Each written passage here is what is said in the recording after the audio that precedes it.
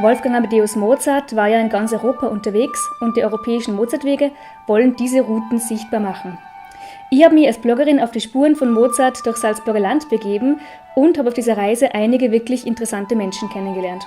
Also mein Highlight war eigentlich der Nathan am ersten Tag, der junge 12-jährige Flötenvirtuose, der mit so einem großen Talent und trotzdem so einer Bescheidenheit an die Sache herangeht und wo man einfach merkt, der liebt es und der lebt es und der versteht diese Art von Musik viel besser, als wir jemals können würden und das ganz intuitiv und das war für mich schon sehr beeindruckend zu sehen. Wenn ich Mozart spiele, fühlt es sich immer glücklich an. Ich habe mal zuerst in Australien gespielt, dann in den USA, in Russland, in China, in Ungarn und in Deutschland. Ist sehr interessant, weil ich so neue Sachen sehen kann, zum Beispiel Kulturen und auch das Essen. Das Essen ist immer interessant und auch, dass Musik jeder verstehen kann, ist diese Sprache Musik, kann man jeder verstehen. Mozart muss man jede Kleinigkeit beachten, sonst ist es nicht ganz Mozart. Die Stiftung Mozarteum ist über den Dommusikverein vereinfacht gesagt Erbe der Familie Mozart. Die Aufgabe war damals und ist heute, Mozart den Menschen bekannt zu machen, sein Werk zu bewahren und zu verbreiten. Und darin sehe ich auch unsere Aufgabe heute, Mozarts Werk den Menschen näher zu bringen, die nicht so ohne weiteres wie wir jeden Tag damit zu tun haben können.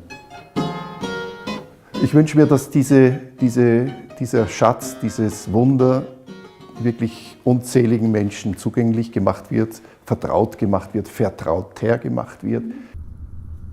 In Lofa gibt es ein Hotel, in dem Mozart auf seiner ersten Italienreise mit seinem Vater Leopold abgestiegen ist. Da gibt es verbrieft sogar, was sie zum Essen gekriegt haben, von der heißen Schokolade bis hin zur Suppe. Und von dem her ist in Lofa zumindest ein bisschen was passiert.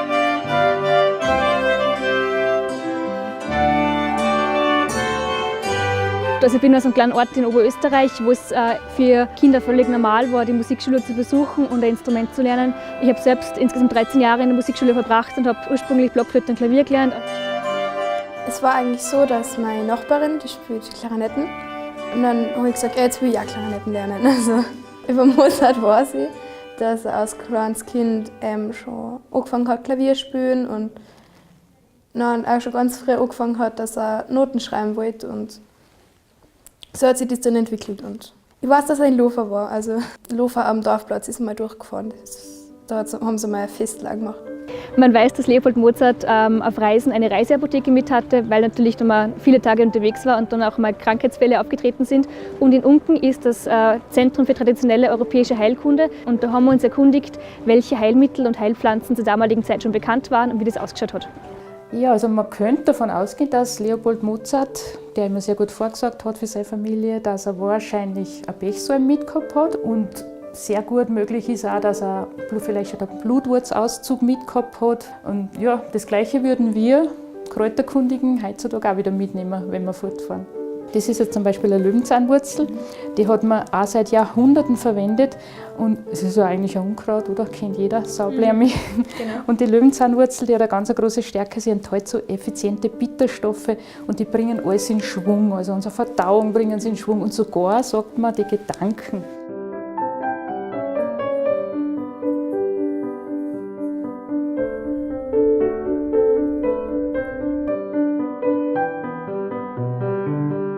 Mit St. Gilgen hat die Familie Mozart sehr viel zu tun. Der Großvater Mozarts, der Wolfgang Nikolaus Bertel, war hier Richter in St. Gilgen. Die Mutter Mozarts ist hier zur Welt gekommen in diesem Haus. Und die Schwester von Mozarts, das Nannerl, hat dann hier 17 Jahre lang als Freifrau von Berthold zu Sonnenburg gelebt. Ob die Nannerl hier glücklich war in St. Gilgen, das wissen wir natürlich nicht genau. Man muss sich das vorstellen, eine hochtalentierte Frau wie die Nannerl, die eben sicher eine der besten, wenn nicht sogar die beste Pianistin ihrer Zeit war und eben auch komponiert hat und hoch talentiert war. Und die kommt dann hierher in ein Fischerdorf, Bauerndorf, eine Glasfabrik hat es gegeben, eine Bierbrauerei. Ihres Standes, ihresgleichen war ja niemand hier in St. Gilgen. Also das muss furchtbar schwer für sie gewesen sein. Ich habe von dem Wochenende mitgenommen, dass Mozart nicht nur im touristischen Kontext und in der Hochkultur einfach für Salzburg und die Umgebung eine Rolle spielt, sondern er wirklich sehr stark im Leben der Menschen verankert ist. Das Zweite ist, dass es in der Familie Mozart nicht nur eine interessante Person gibt, sondern viele verschiedene interessante Personen. Und das Dritte ist, dass die Geschichte um Mozart herum und um die Familie und um die Musik einfach noch viele Aspekte hat, die man vielleicht als oberflächlich Interessierter noch gar nicht kennt.